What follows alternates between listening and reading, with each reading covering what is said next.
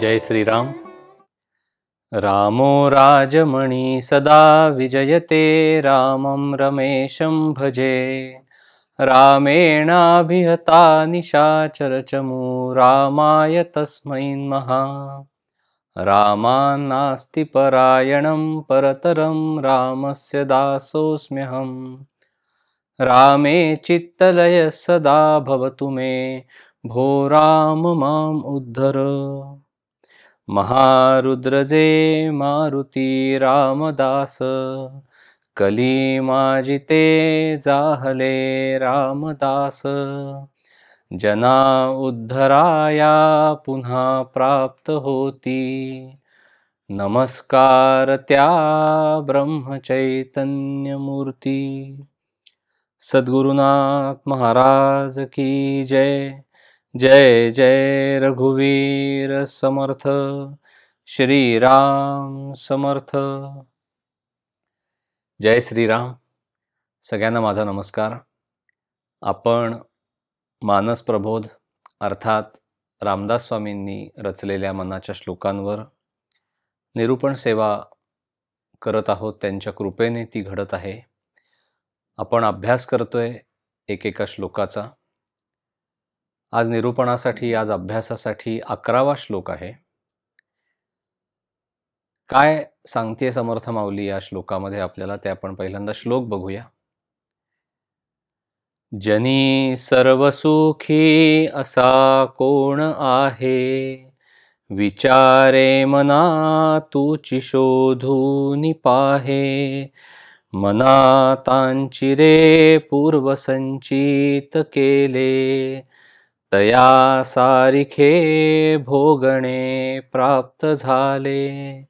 जय जय रघुवीर समर्थ, श्री राम समर्थ।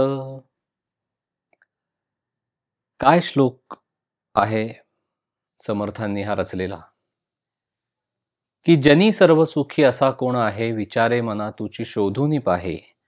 मना त्वाची रे पूर्व संचित केले, तया सारिखे भोगणे प्राप्त झाले। आपण पहिल्यांदा शब्दार्थ बघूया। जनी म्हणजे जनामध्ये, लोकांमध्ये, जगामध्ये। सर्व सुखी असा कोण आहे असा प्रश्न विचारलेला आहे। सर्व सुखी म्हणजे संपूर्ण सुखी। विचारे मना तुची शोधून पाहे। शोधून पाहे म्हणजे तू शोध घे, बारकाईने निरीक्षण कर, असं समर्थांना आपल्याला सांगायचंय। मना त्वाची रे पूर्व संचित केले, तया सारिखे भोगणे प्राप्त झाले। म्हणजे पूर्वसंचित म्हणजे काय, की पूर्वकर्मानुसार जे काही साठलेलं आहे त्याला संचित असं म्हणतात। तया सारिखे भोगणे प्राप्त झाले। भोगणे म्हणजे सुख किंवा दुःख भोगावं लागतं ती अवस्था। सरळ अर्थ बघूया। समर्थ माऊली आपल्याला सांगते की हे मना, तू बारकाईने निरीक्षण कर, तू शोधून काढ की या जगामध्ये संपूर्ण सुखी असा कोण आहे। प्रत्येक मनुष्य त्याच्या पूर्वजन्मामध्ये काही बरी वाईट कृत्य करतो। त्याच्या हातनं कुठलंही कर्म घडलं, चांगलं अथवा वाईट, की ते संचितामध्ये परावर्तित होतं।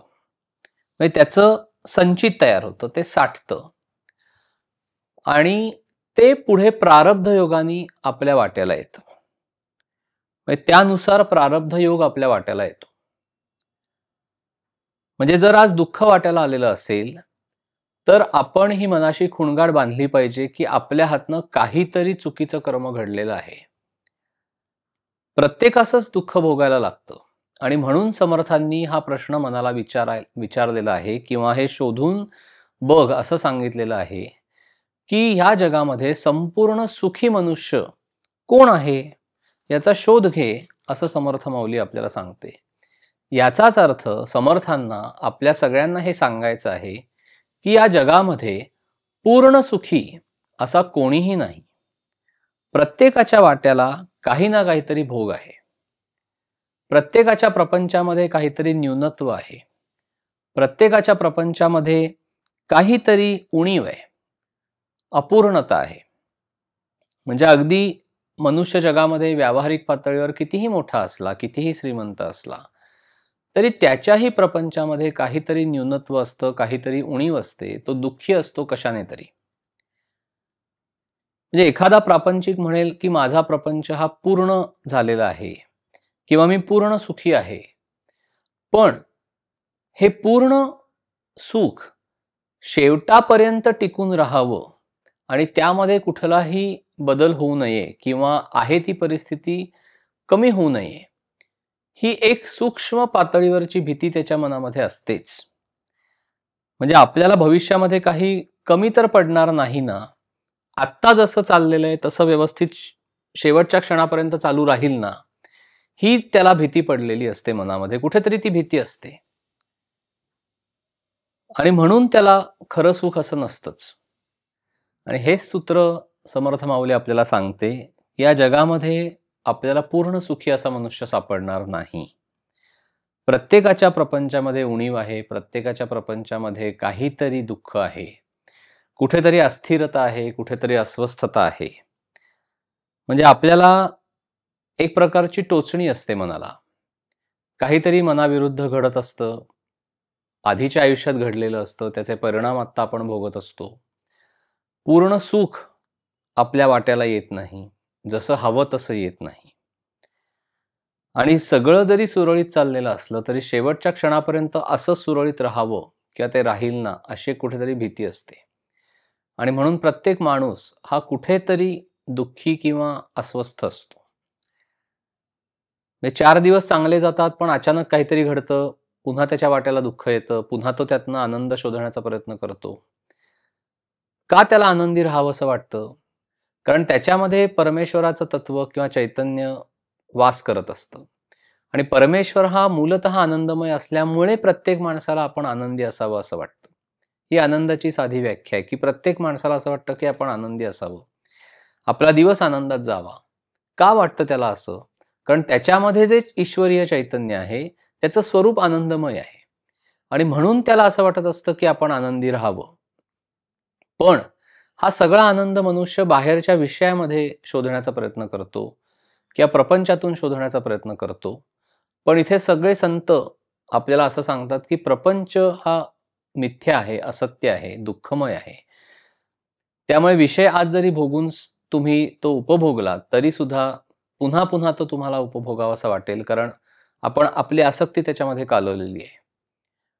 आणि आपल्याला हवेपणाचा जणू काही रोग झालेला आहे. त्याच्यामुळे आपलं पूर्ण समाधान विषय भोगून होत नाही. तो पुन्हा पुन्हा आपल्याला भोगावासा वाटतो. त्यामुळे खऱ्या विषयामध्ये किंवा तो विषय भोग घेण्यामध्ये खरं समाधान नाहीये. आणि म्हणून अंती त्याला दुःख पदरात पडतं. हा सगळ्यांना आपल्याला आपल्या प्रपंचाचा अनुभव आहे. त्यामुळे उणीव हेच प्रपंचाचं रूप असल्यामुळे प्रपंच पूर्ण झाला असं कधी होत नाही. आपल्याला जे काही आपल्या वाट्याला येतं, ते आपल्या मनाजोगतं आहे, मनाविरुद्ध आहे, आपल्याला ते मान्य करून पुढे जावं लागतं.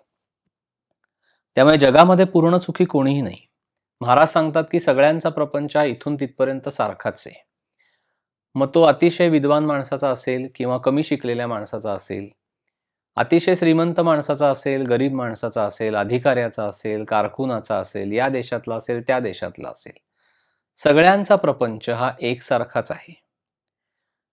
म्हणून आपल्यापाशी जे नाही, ते दुसऱ्यापाशी आहे या कल्पनेनी आपण दुःखी होऊ नये आणि स्वतःच्या प्रपंचाला कमी लेखू नये. म्हणजे समर्थांनी आपल्याला जो प्रश्न विचारलेला आहे किंवा मनाला जो प्रश्न विचारलेला आहे, की मना तू शोधून काढ, की ह्या जगामध्ये कोणी पूर्ण सुखी आहे का? तो पूर्ण सुखी, सर्व सुखी असा शब्द वापरलाय. प्रत्येकाच्या प्रपंचामध्ये काहीतरी दुःख आहे. समोरच्याचा प्रपंच आपल्याला बघताना असं वाटेल, की अरे हा तर पूर्ण सुखी आहे. काय कमी आहे? पण तो काय दुःख भोगत असेल हे कदाचित आपल्याला माहिती नाही. कारण तो आपल्याला येऊन सांगणार नाही, की त्याच्या प्रपंचात काय दुःख आहे. पण प्रत्येक मनुष्याला त्याच्या प्रपंचामध्ये दुःख भोगावंच लागतं. कोणाचाही प्रपंच पूर्ण नाही. म्हणजे एखादा माणूस अतिशय श्रीमंत असेल, धनवान असेल, पुष्कळ पैसा आहे, पण त्याला अपत्यप्राप्ती नाहीये किंवा त्याला कुठला तरी रोग झालाय, त्या रोगाने तो पछाडला गेलेला आहे, त्याच्यामुळे पुष्कळ पैसा असून सुद्धा त्याला सुख प्राप्त होत नाही. कोणाला आर्थिक चणचण आहे, त्यामुळे मानसिक समाधान किंवा सौख्य मिळत नाही. काही वेळेला अपत्यप्राप्ती होते, पण ती मुलं चांगली निघत नाहीत, व्यसनाधीन होतात, चुकीच्या मार्गाला लागतात, आई बापाला छळतात, त्याच्यामुळे आई वडिलांना मुलांपासून सुख मिळत नाही. काही वेळेला घरामध्ये आजारपण चालू असतात, एकाचं आजारपण झालं की दुसरा आजारी पडतो, मग पुष्कळ पैसा श्रम त्याच्यामध्ये जातात. काही वेळेला मनासारखी नोकरी मिळत नाही, काही वेळेला उद्योगधंदा व्यवस्थित चालत नाही, नोकरी मिळाली तर ती टिकेल की नाही याची शाश्वती नाही. काही वेळेला पैसा मनाजोगता मिळत नाही, पैसा पुष्कळ असतो पण काही वेळेला लग्न ठरत नाही, लग्न झालं तर मुलं होत नाहीत, मुलं झाली तर ती चांगली शिकत नाहीत किंवा काही वेळेला ती चांगल्या मार्गाला लागत नाहीत. कुठलीही गोष्ट पहा, कुठल्याही कुटुंबामध्ये सर्वसाधारणपणे आपल्याला असंच चित्र बघायला मिळतं की कुठेतरी उणीव आहे, कुठेतरी दुःख आहे, कुठेतरी न्यूनत्व आहे, कुठेतरी कमतरता आहे, कुठेतरी अपुरेपणा आहे. पूर्णत्वाने सगळं मिळालेलं आहे प्रत्येकाला असं नाहीये. मग कोणाच्या घरामध्ये कुठल्या व्यक्तीला शारीरिक व्यंग आहे तर कोणाला मानसिक व्यंग आहे. काही वेळेला घरामध्ये अपमृत्यू होतो, संपूर्ण घर दुःखाच्या मध्ये लोटलं जातं.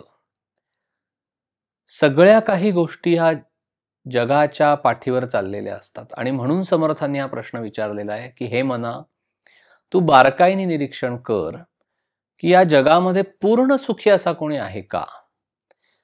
मग हा प्रश्न विचारण्याच्या मागे समर्थांना काय आपल्याला सांगायचं आहे, तर समर्थ आपल्याला हे सांगतायत की जगामध्ये पूर्ण सुखी असा कोणीही नसल्यामुळे तुमच्या वाट्याला जे दुःख आलेलं आहे त्या दुःखाला तुम्ही कवटाळून बसू नका. आज आपल्या प्रत्येकाचं असं होतं की जे दुःख आपल्याला वाट्याला आलेलं आहे ते दुःख आपल्याला एवढं मोठं वाटतं की आपल्यापेक्षा दुःख भोगणारी माणसं या जगामध्ये आहेत हे आपण काही क्षणासाठी विसरून जातो. आपण आपल्याच दुःखाचं इतकं अवडंबर माजवतो की आपल्यापेक्षा जगामध्ये सगळे सुखी आहेत असं आपल्याला वाटायला लागतं आणि मीच काय तो एकटा आहे की ज्याला सगळी काही दुःख भोगायला लागतायत असं वाटतं आपल्याला. तिथे लगेच आठवायचं की समर्थांनी काय विचारलंय की जनी सर्व सुखी असा कोण आहे, विचारे मना तुची शोधूनी पाहे. प्रत्येक वेळेला ज्या ज्या वेळेला आपल्या मनाला दुःख होईल, ज्या ज्या वेळेला आपल्या मनाला टोचणी लागेल, ज्या ज्या वेळेला मनाला अस्वस्थता येईल, ज्या ज्या वेळेला मनाला अस्थिरता येईल, त्यावेळेला दुसऱ्या माणसाकडे पहा की तो किती दुःख भोगतोय आणि मग त्याच्या तुलनेमध्ये परमेश्वराने आपल्याला खूप चांगलं ठेवलेलं आहे, खूप सुखी ठेवलेलं आहे, ही जाणीव आपल्याला होईल आणि आपण आपलं दुःख जे उराशी घेऊन कवटाळून त्याच्यामध्येच राहतो, आपल्या मनाची सगळी स्वस्थता घालवतो, स्थिरता घालवतो आणि आपण स्वतःच्या मनावर, शरीरावर सगळ्यावर परिणाम करून घेतो. त्या दुःखाचं आपण इतकं अवडंबर माजवतो आपल्याच दुःखाचं की आपल्यापेक्षा ह्या जगामध्ये अतिशय दुःख भोगणारी माणसं आहेत. हे फक्त एकदा बारकाईने निरीक्षण करायचं असं समर्थ आपल्याला सुचवतायत की तुम्ही तुमच्या दुःखाच्या त्या भावनेपासनं थोडंसं अलिप्तपणाने त्या दुःखाकडे सुद्धा बघायला सुरुवात करा. कारण ते देहाच्या माध्यमातून आलेलं दुःख आहे, मनाने भगवंत भजायला त्याची आडकाठी नाहीये. महाराज सुद्धा म्हणतात की प्रपंचामध्ये पूर्ण सुखी असा कोणी नाही, कारण सुख किंवा दुःख हे मनाच्या जाणीवेवर अवलंबून आहे. आपल्या मनासारखं झालं की आपल्याला सुख झालं असं वाटतं, आपल्या मनाविरुद्ध झालं की आपल्याला दुःख झालंय असं वाटतं. 5 जण मिळून प्रपंच बनतो, त्या प्रपंचामध्ये प्रत्येक जण स्वार्थी आहे, मग एकट्याला सुख कसं मिळेल. आणि म्हणून समर्थ हा आपल्याला उपदेश करतात की तुम्ही बारकाईने निरीक्षण करा आणि जेव्हा जेव्हा तुमच्यावर ही वेळ येईल की तुम्हाला दुःखाने अगदी कोलमडून गेल्यासारखं होईल की आता काही नाहीये, त्या वेळेला हा प्रश्न स्वतःला विचारा की मी माझ्या दुःखाला धरून बसलेलो आहे. माझ्या मनाविरुद्ध एखादी गोष्ट झाली आहे, माझ्या इच्छेविरुद्ध एखादी गोष्ट झाली आहे. त्यामुळे मला असं वाटतंय की जगातला सगळ्यात दुःखी मीच आहे. पण त्यावेळेला हे आठवायचं समर्थांचं वचन आणि सगळीकडे बाहेर बघायचं की आपल्यापेक्षा अतिशय दुःखी माणसं आपल्याला सगळीकडे सापडतील आणि ती त्यांच्या आयुष्यात काय दुःख भोगतायत हे जरा जरी आपल्याला कळलं तरी आपल्याला कळेल हे की आपल्याला परमेश्वरांनी खूप चांगल्या अवस्थेमध्ये ठेवलेलं आहे, खूप सुखी ठेवलेलं आहे. थोडक्यात काय की जे सुख किंवा दुःख आहे ते आपल्या मनस्थितीवर अवलंबून आहे. आज जी गोष्ट सुखाची वाटते तीच उद्या भविष्यामध्ये दुःख देऊ शकते. तसंच आज जी गोष्ट मला दुःखकारक आहे उद्या तीच गोष्ट सुखाची होऊ शकते. त्यामुळे सुख किंवा दुःख ह्या ज्या जाणीवा आहेत त्या आपण थोड्याशा सावकाश त्यांच्याकडे बघितलं पाहिजे आणि तत्काळ आपल्याला हे कळणार नाही. म्हणून जरा थोडा वेळ थांबून सावकाशपणे त्या सुखाकडेही बघावं आणि दुःखाकडेही बघावं. म्हणजे आपल्याला दुःखाने कोलमडून पडल्यासारखं होणार नाही. आपण दुःखावर वरवर उपाय करतो पण त्याच्या मुळाशी आपण जात नाही की हे दुःख मला नक्की कशामुळे झालंय हे आपल्याला शोधून काढलं पाहिजे. महाराज म्हणतात की ज्यांना व्याप आहे ते लोक रडतात, ज्यांना व्याप नाही तेही लोक रडत असतात. मग पैसा सुख देतो का म्हणून आपण पैशाच्या मागे लागलो तर पैसा हा अंती दुःखच देतो. कारण तो कोणत्या मार्गाने आपण मिळवणार आहोत आणि तो पैसा मिळून तो टिकणार आहे नाही टिकणार आहे, आपले काही व्यावहारिक निर्णय चुकीचे ठरतात त्या वेळेला आणि म्हणून आपल्याला तो तोटाही सहन करावा लागतो.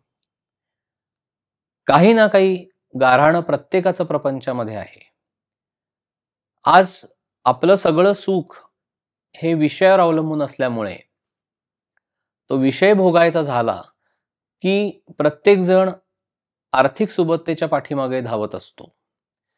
मग ज्याच्याकडे पुष्कळ पैसा आहे तो मनुष्य सुखी आहे का तर नाही. त्याच्याही प्रपंचामध्ये काहीतरी न्यूनत्व आहे. तोही कुठल्या ना कुठल्या तरी कारणाने दुःखीच आहे. याचा अर्थ आपलं सुख हे पैशावर अवलंबून नाहीये. आपलं सुख हे आपल्या आत्मिक समाधानावर अवलंबून आहे. आपण जेवढे भगवंतापाशी जाऊ आणि भगवंताच्या स्मरणामध्ये राहू तेवढं आपल्याला आत्मिक समाधान आणि आनंद प्राप्त होईल. मग वाट्याला कोणतीही परिस्थिती आली तरी आपण त्याने भिणार नाही किंवा डगमगणार नाही. महाराज म्हणतात की जो प्रपंचामध्ये आसक्त होत नाही तो सुखी. जो प्रपंचासाठी जगतो, जो प्रपंचामध्ये आसक्त होऊन राहतो तो दुःखी. आज आपली सगळी आसक्ती प्रपंचामध्ये कालवलेली असल्यामुळे आपल्या वाट्याला दुःख परंपरा येते. म्हणजे संतांना सत्पुरुषांना पण प्रपंच होता पण त्यात ते अलिप्त भावाने राहत होते, त्याच्यामुळे तो प्रपंच त्यांना बाधला नाही. पण आज आपल्याला त्या प्रपंचामध्ये सगळी आसक्ती आपण कालवलेली असल्यामुळे तो प्रपंच बाधतो आणि सुख आणि दुःख या दोन्ही गोष्टी आपल्या वाट्याला येतात. म्हणून प्रपंचामध्ये आग्रह नसावा असं महाराजांचं सांगणं आहे. जर कुठला आग्रह किंवा अट्टहास करायचाच असेल तर तो भगवंताच्या प्राप्तीसाठी करावा, बाकी विषयासाठी तो करू नये. कारण आपण कितीही प्रयत्न केला तरी त्याचं फळ हे प्रारब्धाच्या अधीन आहे. त्यामुळे प्रारब्ध योगानुसार ते फळ मिळणार आहे आणि मग जर मनासारखं फळ मिळालं नाही तर अजूनच अस्वस्थता येते. म्हणून आपली मनोभूमिका अशी हवी की जो काही उचित प्रयत्न मला करायचा आहे तो मी करणारच आहे, पण त्याच्यानंतर आपण ते फळ भगवंतावर सोपवून द्यावं की तुला जसं मला ठेवायचं तसं ठेव, तुला जे काही मला द्यायचे ते दे. म्हणून पहिल्या 2 चरणामध्ये समर्थांनी हा प्रश्न विचारलेला आहे मनाला की जनी सर्व सुखी असा कोण आहे, विचारे मना तुची शोधून पाहे. राम ज्या स्थितीमध्ये आपल्याला ठेवेल त्यात आपण समाधान मानावं. महाराज सांगतात की जगाची उत्पत्ती स्थिती लय हे परमात्म्याचे हाती, मनीन वाटू द्यावी खंती. जे जे घडेल काही ते ते त्याचे सत्तेनेच पाही. रामास जे करणे असेल तो ते करील. भगवंताने काय दिले ते पाहावे, त्यात समाधान राखावे. महाराजांनी एक छोटंसं उदाहरण दिलेलं आहे की आपण आकाशाला भिवून पळालो तरी कुठेही आपल्या डोक्यावर आकाश हे असणारच आहे. त्यामुळे आपण कुठेही गेलो तरी आपला देह आपल्याबरोबर असणार, आपलं मन आपल्याबरोबर असणार आणि त्या देहाच्या माध्यमातून जे भोग आपल्या वाट्याला येणार आहेत, ते कुठेही पळालो तरी भोग आपल्या वाट्याला येणारच आहेत. म्हणून प्रपंचामध्ये जे भोग आपल्या वाट्याला येतात ते आपल्या आधीच्या कर्मांचं फळ असतं. म्हणून ते वाट्याला आलेले असतात. त्यामुळे त्या सर्व गोष्टी शांतपणे सोसाव्यात. ते सगळे भोग जे वाट्याला आलेले ते शांतपणे सोसावेत आणि समाधानात राहण्याचा प्रयत्न करावा असं महाराज सांगतात. महाराज म्हणतात की भगवंताच्या प्रसादामध्ये एखादा कडू बदाम आला तरीही आपण प्रसाद म्हणून तो खातो. त्याप्रमाणे जरी आपल्या आयुष्यामध्ये एखादं दुःख वाट्याला आलं तरी सुद्धा आपण ते सोसून आपण आपलं समाधान त्याच्यामध्ये राखलं पाहिजे. कारण ते समाधान किंवा आनंद हा भगवंताच्या स्मरणामध्ये राहिल्याने आपल्याला तो प्राप्त होणार आहे. मग ही दुःख परंपरा का वाट्याला येते? का समर्थांनी हा प्रश्न विचारलाय मनाला की तू शोधून काढ की या जगामध्ये पूर्ण सुखी असा कोणी आहे का? ह्याचाच अर्थ प्रत्येक जण कुठलं ना कुठलं तरी दुःख भोगतोय. मग ते दुःख तो का भोगतोय ह्याचं उत्तर समर्थाने 3ऱ्या आणि 4थ्या चरणामध्ये दिलेलं आहे की मना तांचिरे पूर्व संचित केले तया सारिखे भोगणे प्राप्त झाले. तू जे काही कर्म आधी केलेलं आहेस त्याप्रमाणे तुझ्या वाट्याला भोग आलेले आहेत, हा त्याचा सरळ अर्थ आहे. म्हणजे जेव्हा आपल्याला दुःख पदरामध्ये पडतं तेव्हा स्वाभाविकपणे आपल्या मनामध्ये हा प्रश्न येतो की हे दुःख भगवंतानी मला का दिलं? म्हणजे दोष कोणाकडे? भगवंताकडे.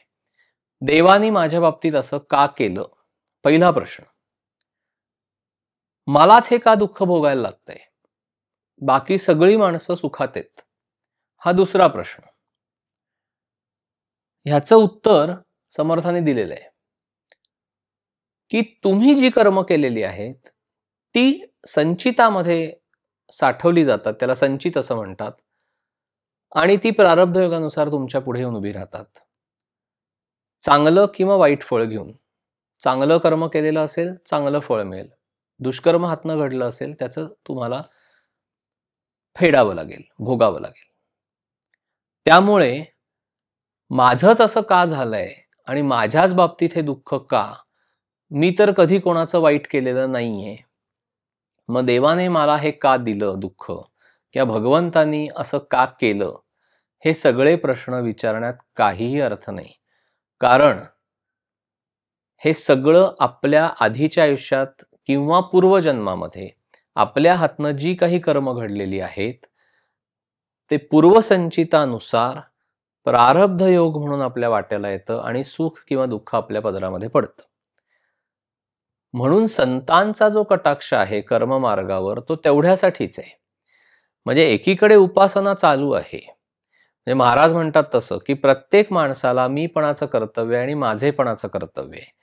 मीपणाचं कर्तव्य म्हणजे आत्मस्वरूप आणि परमात्मा स्वरूप यांचं ऐक्य घडून येण्यासाठी किंवा मोक्ष प्राप्त होण्यासाठी देवाची किंवा भगवंताची उपासना करायची आणि सगुणाकडून निर्गुणाकडे जायचं, स्थूलाकडून सूक्ष्माकडे जायचं आणि परमात्मा स्वरूप आणि आत्मस्वरूप यांचं ऐक्य घडावं. हे एक झालं, हे मीपणाचं कर्तव्य झालं. माझेपणाचं कर्तव्य म्हणजे देहाच्या माध्यमातनं जे कर्तव्य माझ्या वाट्याला येतं, म्हणजे माझा प्रपंच, माझी नोकरी, माझी मुलं बाळं, माझ्या घरातली काही माणसं, जिथे जिथे कुठे व्यक्ती म्हणून आपला प्रापंचिक कर्तव्याचा भाग येत असेल किंवा आचार विचारांचा जो भाग येत असेल किंवा आचरणाचा जो भाग येत असेल तो सगळा माझेपणाच्या कर्तव्यामध्ये येतो. आणि म्हणून महाराज काय सांगतात की मीपणाचं कर्तव्य करीन म्हणजे उपासना करीन, पण देहाने मी कसाही वागीन तर ते चालणार नाही. कारण चुकीचं कर्म जर हातनं घडलं तर त्याचा कर्मविपाक म्हणून चुकीचं फळ भोगावं लागेल आणि तिथे संत किंवा परमेश्वरीय शक्ती तुमच्या प्रारब्धामध्ये ढवळाढवळ करत नाहीत. फार फार तर तुमच्यावर कृपा करून, ते दयाळू आहेत म्हणून कृपा करणार, ते कृपा करून तुमचं प्रारब्ध थोडं हलकं करण्याचा प्रयत्न करतील, तुमचे भोग स्वतः भोगतील, पण म्हणून प्रारब्धाचे भोग टळणार नाहीत. आणि महाराज तर सांगतात प्रारब्धाचे भोग हे टाळू पण नका, कारण आत्ता टाळलेत तर पुन्हा वाट्याला येतील, त्याच्यापेक्षा भोगून संपवा.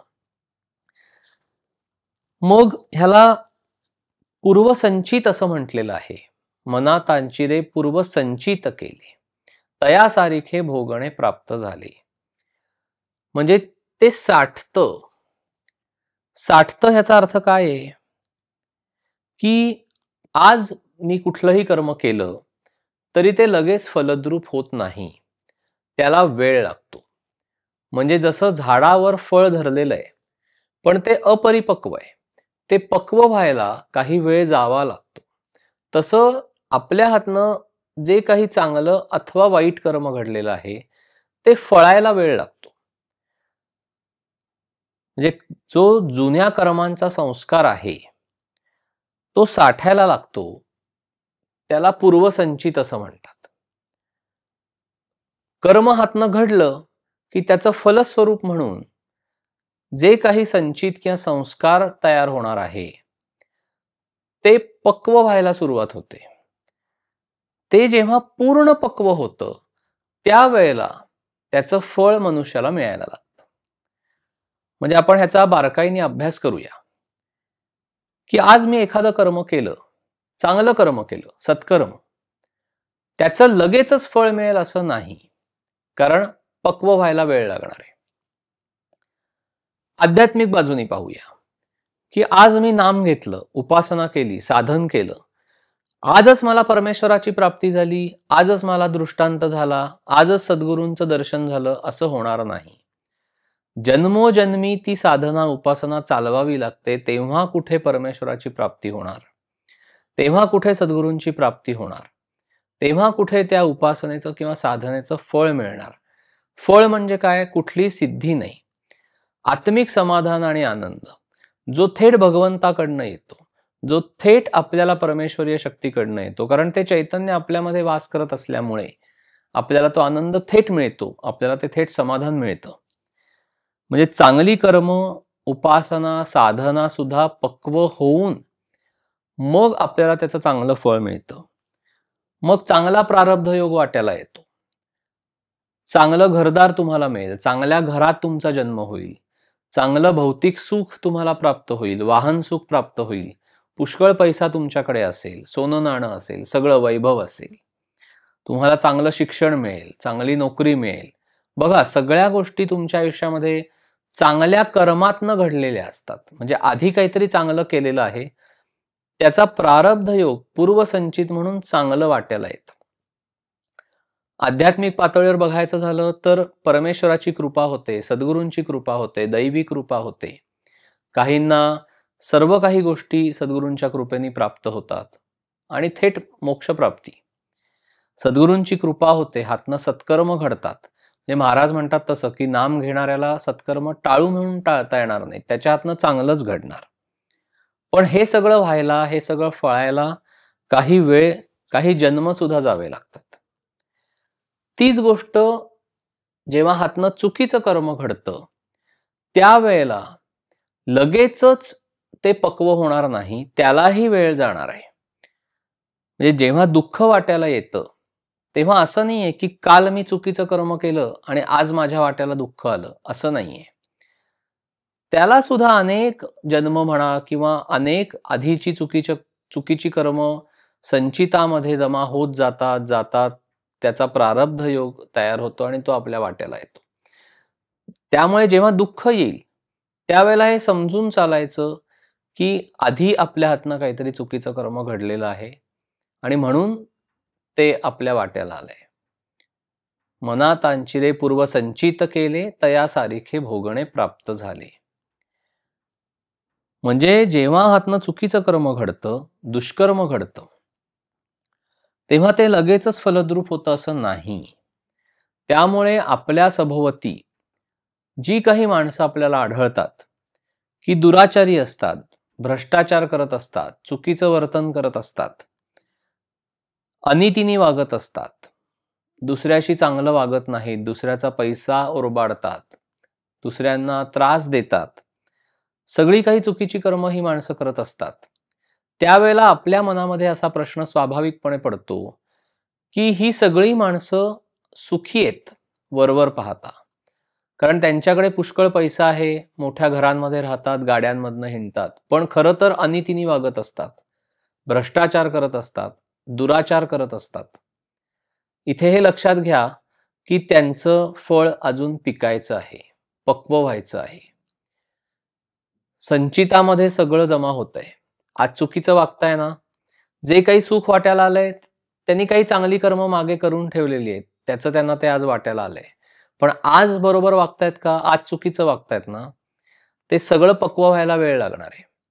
आणि ज्या वेळेला ते पूर्ण पक्व होईल त्यावेळेला इतकी भयानक दुःख परंपरा अशा माणसांच्या वाट्याला येते की ती अनेक जन्म त्यांना भोगावी लागते. म्हणजे जर ह्या जन्मात भोगून संपली नाही तर पुढच्या जन्मात ती पुन्हा भोगावी लागते.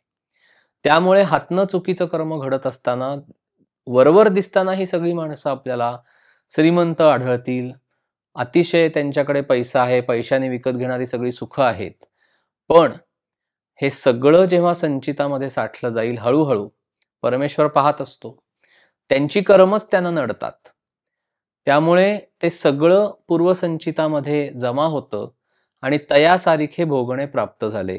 ते फळ पक्व झालं की भयानक दुःख परंपरा त्या व्यक्तींच्या वाट्याला येते, ज्यांनी चुकीची कर्म केलेली आहेत, ज्यांनी लोकांची मनं दुखावलेली आहेत, ज्यांनी भ्रष्टाचार केलेला आहे, ज्यांनी दुराचार केलेला आहे, जे लोकांशी चांगलं वागलेले नाही आहेत, लोकांचा पैसा ओरबाडलेला आहे, लुबाडलेला आहे. ते सगळं त्यांना भोगावं लागतं. म्हणून सर्व संत कळकळून आपल्याला हे सांगतात की तुम्ही कर्म चांगली करा.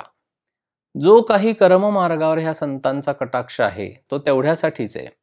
म्हणजे जरी आपण भक्ती मार्गाने जात असलो तरी कर्म मार्गाकडे संतांनी तेवढाच कटाक्ष ठेवलाय. कारण त्यांचं असं म्हणणं असतं की त्यांची भूमिका अशी असते की तुम्ही एकीकडे साधन करताय ना, तर दुसरीकडे तुम्ही कर्म अतिशय उत्तम करा, शुद्ध. आपल्याला अजिबात चुकीचं कर्म आपल्या हातनं घडणार नाही याची काळजी घ्यायची. दुष्कर्म आपल्या हातनं घडता कामा नये. म्हणून आपल्याला संत कळकळीने हे सांगत असतात की चुकीचं कर्म करू नका, वाईट कर्म करू नका, कोणाचं वाईट करू नका, कोणाचं वाईट चिंतू नका, कोणाविषयी वाईट बोलू नका, कोणाची निंदा करू नका, कोणाला फसवू नका व्यवहारामध्ये, कोणाविषयी वाईट बोलू नका, सद्विचार सद्भावना ठेवा, चांगलं वर्तन ठेवा, सर्वांभूती प्रेम ठेवा. हे कशासाठी सगळं संत सांगतात? कारण आपल्या जर हातनं चुकीचं कर्म घडलं नाही आणि सत्कर्म घडलं तर तेच पुण्य बनून आपल्या वाट्याला येणार आणि चांगले दिवस वाट्याला येणार आहेत.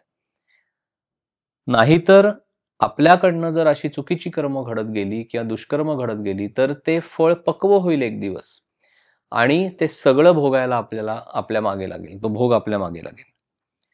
आता कसं आहे की मनुष्य चांगली आणि वाईट दोन्ही तऱ्हेची कर्म त्याच्या हातनं घडत असतात. असं नाहीये की पूर्ण त्याच्या हातनं दुष्कर्मच घडतात. काही त्याच्या हातनं चांगल्याही गोष्टी घडत असतात. परमेश्वर हा समदृष्टी आहे.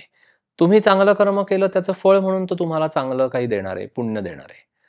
तुमच्या हातनं चुकीचं कर्म घडलं की तुम्हाला ते भोगावं लागणार आहे. तुमच्या मागे तो प्रारब्ध भोग तुमच्या वाट्याला येणार. मग संत काय सांगतात की तुम्ही भगवंताचं स्मरण ठेवा. भगवंताचं स्मरण ठेवलं तर तुमच्या हातनं चुकीचं कर्म घडणार नाही. जे काही घडेल ते तुमच्या हातनं सत्कर्मच घडेल. पुढे जाऊन संत सांगतात की त्या सत्कर्माचा अभिमान बाळगू नका. म्हणजेच ते जे सत्कर्म आहे ते लोकांच्या हितासाठी करा. जनहिताय लोकहिताय तुम्ही तुमची काया झिजवा, परमेश्वरासाठी तुमची काया झिजवा. जे काही चांगलं कर्म तुमच्या हातनं घडतंय ते भगवंताच्या आणि भगवंत स्वरूप असलेल्या सद्गुरूंच्या कृपेने आणि इच्छेने घडतंय हे समजून त्याचं कर्तेपण स्वतःकडे घेऊ नका आणि ते सुद्धा सगळं कर्म कृष्णार्पण करा. म्हणजे काय होईल की हातनं दुष्कर्म न घडल्यामुळे पाप तुमच्या वाट्याला येणार नाही आणि हातनं सत्कर्म जरी घडलं तरी सुद्धा ते सगळं कृष्णाला अर्पण केल्यामुळे त्याचं पुण्य सुद्धा तुमच्याकडे नाही, ते पुण्यही अर्पण होतं.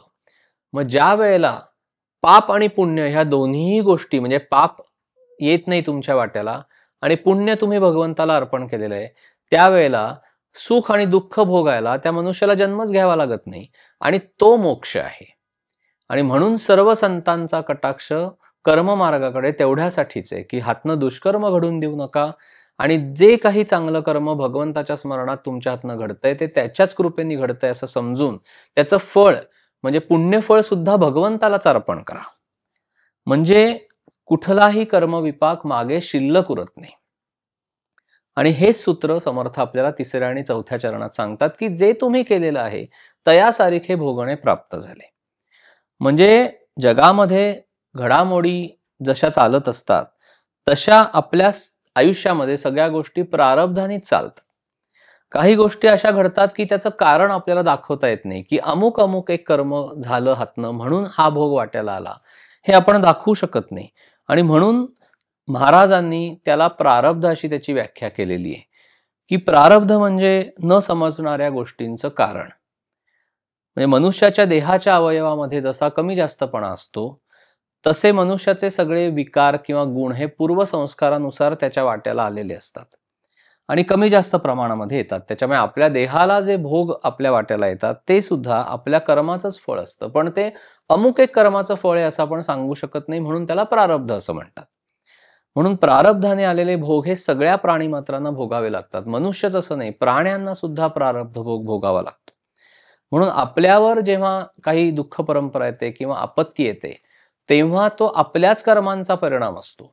म्हणून कृपा करून भगवंतानी माझ्या आयुष्यामध्ये असं कसं केलं, किंवा मी एवढ्या सत्पुरुषाचं करतो किंवा एखाद्या संतांच्या ठिकाणी जातो, मग कसं काय महाराजांनी केलं आणि माझ्या बाबतीत असं घडवलं, माझ्या आयुष्यामध्ये असं कसं काय घडलं, कुठे आहेत महाराज, कुठे माझा परमेश्वर, असा कृपा करून त्यांना बोल लावू नका. कारण तुमच्या आयुष्यामध्ये जे घडणार आहे ते तुमच्याच कर्मांचा परिणाम आहे. आपल्याकडनं चुकीचं कर्म घडलं तर आपल्याला ते वाट्याला येणार आहे, चांगलं कर्म घडलं तर आपल्या वाट्याला चांगले दिवस येणार आहेत. दोन्ही ठिकाणी संत किंवा परमेश्वरीय शक्ती ढवळाढवळ करत नाही. उलट जर कठीण प्रारब्ध भोग वाट्याला आला तर संत अशा वेळेला कृपा करतात आणि आपल्याला भगवंताचं नाम देतात आणि सांगतात की तू नामस्मरण फक्त कर, तुझ्याच चुकीच्या कर्मातनं तुला हा प्रारब्ध भोग वाट्याला आलेला आहे, पण मी तुला सांगतो की ह्यातनं बाहेर कसं यायचं. आणि संत सांगतात त्या माणसाला, मनुष्याला जो त्यांच्यापाशी येतो, की तू फक्त देवाचं नाव घे, तू फक्त भगवंताचं नाव घे, तू भगवंताच्या स्मरणामध्ये राहिलास की प्रारब्धाचे भोग तू पूर्ण भोगून संपवू शकशील. आणि काही वेळेला संत इतकी कृपा आपल्यावर करतात की आपला प्रारब्ध भोग ते स्वतः भोगून आपल्याला तो फार हलका करून देतात. म्हणजे संतांची केवढी मोठी कृपा आहे आपल्यावर. त्याच्यामुळे ज्या ज्या वेळेला आपल्या आयुष्यामध्ये दुःख परंपरा येईल त्या त्या वेळेला भगवंतांनी असं कसं केलं, महाराजांनी असं कसं केलं, असा कृपा करून त्यांना आपण बोल लावला नाही पाहिजे. कारण हा आपल्याच कर्मांचा सगळा परिणाम आहे. आपल्या सगळ्यांना श्रावणबाळाची कथा माहिती आहे की श्रावणबाळ एकदा त्याच्या वृद्ध आणि अंध माता पित्यांना घेऊन काशी यात्रेला चाललेला होता. कावडीमध्ये दोघांना बसवलेलं आहे आणि अंधार पडतो एक दिवस, जंगल असतं, त्या जंगलामध्ये अंधार पडल्यामुळे ते तिथेच थांबतात. आणि त्याच्या आईवडिलांना तहान लागलेली असते, म्हणून ते त्याला म्हणतात की तू थोडंसं पाणी घेऊन ये. म्हणून तो तुंबा घेतो आणि पाणी आणायला एक जलाशयापाशी जातो. तिथेच दशरथ राजा झाडावर शिकार करण्यासाठी बसलेला असतो. पाण्याचा आवाज झाल्यानंतर दशरथ राजाला असं वाटतं की कोणीतरी सावच तिथे पाणी प्यायला आलेलं आहे.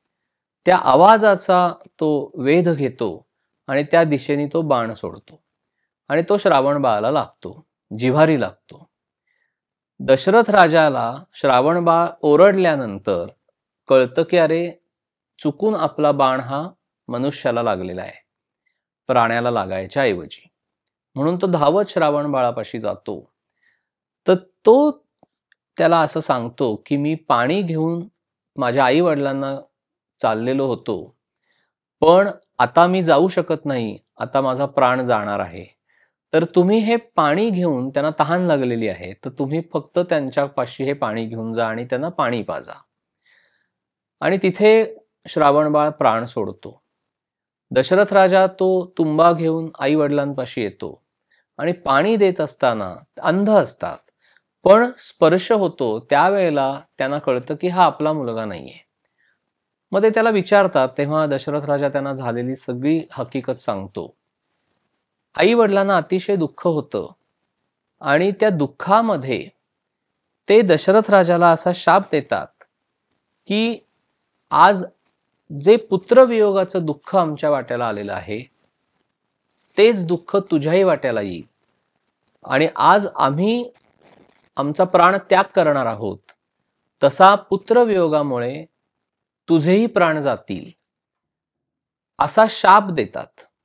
आणि दशरथ राजाला तो शाप कसा भोगावा लागतो, की ज्या वेळेला राम आणि लक्ष्मण, सीतामाई हे सगळे जेव्हा वनामध्ये चाललेले असतात, त्यावेळेला पुत्रवियोगामुळे दशरथ राजाला अतिशय दुःख होऊन त्याच्यामध्येच त्याचा प्राण जातो.